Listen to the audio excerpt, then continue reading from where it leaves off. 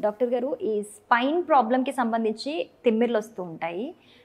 మనలో చాలా మందికి కూడా జనరల్‌గా కూడా తిమ్మిర్లొస్తూ ఉంటాయి. అంటే ఈ డిఫరెన్స్ ఎలా తెలుసుకోవాలంటారు? ఇప్పుడు మనకి స్పైన్ ప్రాబ్లమ్ తిమ్మిర్లు ఉన్నాయనుకోండి, ఏదైనా యాక్టివిటీలో పెరుగుతుంది. ఈవెన్ ఫార్వర్డ్ బెండింగ్ ముందుకు వంగినప్పుడు గాని సో, ఆ తిమ్మిరి పెరగడం, అలానే పిన్స్ అండ్ నీడిల్ సెన్సేషన్ రావచ్చు, షాక్ లైక్ సెన్సేషన్ అలా ఉంటుందన్నమాట. ఏదైనా యాక్టివిటీలో ఈ తిమ్మిరి అనేది పెరుగుతుంది.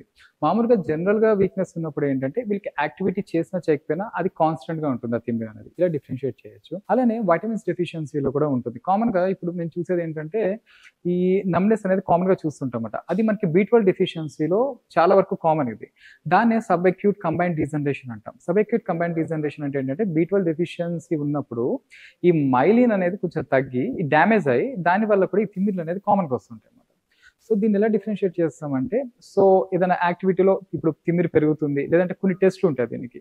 సో, అవి చూసి ఫిజికల్‌గా ఎగ్జామిన్ చేసి, సో, ఇది దేనివల్ల వస్తుందని చూస్తాం. అలానే కొన్ని డయాగ్నోస్టిక్ టెస్ట్‌లు కూడా ఉంటాయన్నమాట మనకి.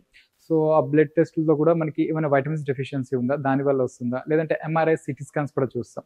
ఏమైనా డిస్క్ బల్జ్ ఎక్కువగా ఉంది, ఆ నర్వ్ పైన ప్రెషర్ పడి తిమ్మిరి వస్తుందా అని చూసి దాన్ని అలా డిఫరెన్షియేట్ చేయడం అనేది జరుగుతుందన్నమాట.